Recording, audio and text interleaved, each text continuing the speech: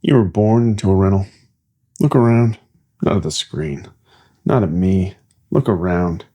Everything you touch belongs to somebody else. The house, the bank, the apartment, the landlord, the software, subscription, the movies, subscription, the music, subscription, the truck, financed, the degree, debt, the future, already collateralized. You were born into a civilization that sold everything before you got here. And then they told you freedom was choosing between brands. They taught you to dream in advertisements. Not dreams, advertisements. That's different. A dream comes from you. An advertisement comes from somebody else. A dream says, I want this. An advertisement says, you should want this. Most people never learn the difference. So they spend their lives chasing desires that were installed in them by strangers. Like software. Like programming. Like livestock following a painted line on the ground. You know what's funny? The people calling you entitled inherited the most prosperous economy in human history. Then they dismantled it, one piece at a time. Factory jobs, gone. Affordable housing, gone.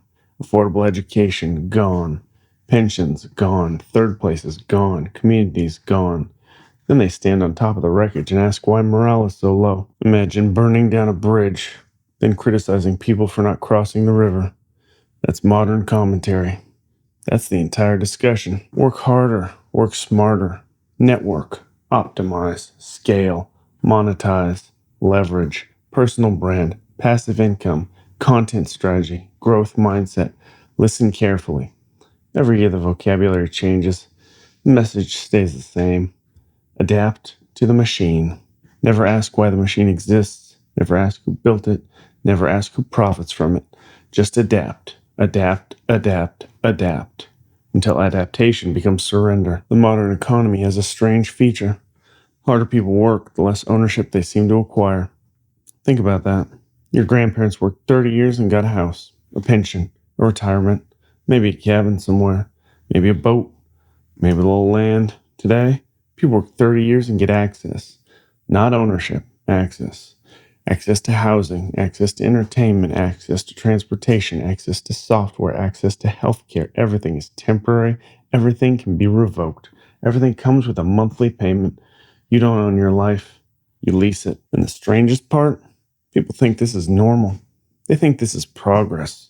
They think history naturally moves toward permanent dependency. History doesn't move. People move it. Institutions move it. Power moves it. You can tell a society is becoming unhealthy when ownership concentrates upward and risk concentrates downward. The profits go up, the responsibility goes down. The executives win, the shareholders win, the institutions win, the workers absorb the shock every time. Economic downturn, workers. Inflation, workers. Layoffs, workers. Housing crisis, workers. Funny system. Heads they win, tails you lose. And then they wonder why young people sound so angry. Angry? No. Anger is temporary. This is recognition. Recognition is much more dangerous because angry people can be distracted. People who recognize the game become difficult to control. The greatest threat to any system isn't rebellion, it's disbelief. The moment people stop believing the story starts dying. The moment people stop believing endless consumption creates happiness. The moment people stop believing debt creates prosperity. The moment people stop believing corporations are families. The moment people stop believing housing should function like a casino chip.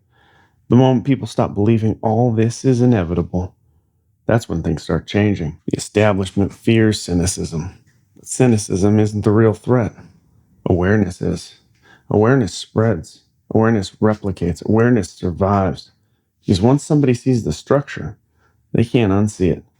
They start noticing things. They start noticing who benefits. They start noticing who pays. They start noticing how every solution somehow creates more dependency, more subscriptions, more fees, more middlemen, more gates. You know what they never expected? They never expected people to walk away. Not physically, psychologically. They never expected people to stop worshiping status, stop worshiping careers, stop worshiping consumption, stop worshiping institutions that no longer deserve loyalty. Because once that happens, the entire machine starts shaking. Not because people destroyed it, Because people stopped feeding it. Maybe that's where the future begins. Not with revolution, not with violence, not with chaos. Not at first. With refusal. Refusal to measure human worth by productivity. Refusal to mistake debt for success. Refusal to mistake consumption for identity. Refusal to mistake obedience for virtue. Refusal to spend an entire life chasing approval from institutions that wouldn't remember your name 2 weeks after you're gone. They told you to become a customer, a subscriber, a consumer, a data point, a demographic, a target market, anything except what you actually are: a human being, a citizen, a builder, an owner, a participant in history. The question isn't whether the system is broken. The question is whether enough people have noticed. Because every era begins the same way.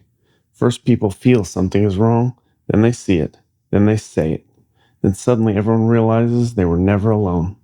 And that's the moment institutions fear most. Not rage, not protest, not criticism. Recognition. Because recognition is where every real change starts. And once it arrives, it's very difficult to send it back to where it came from.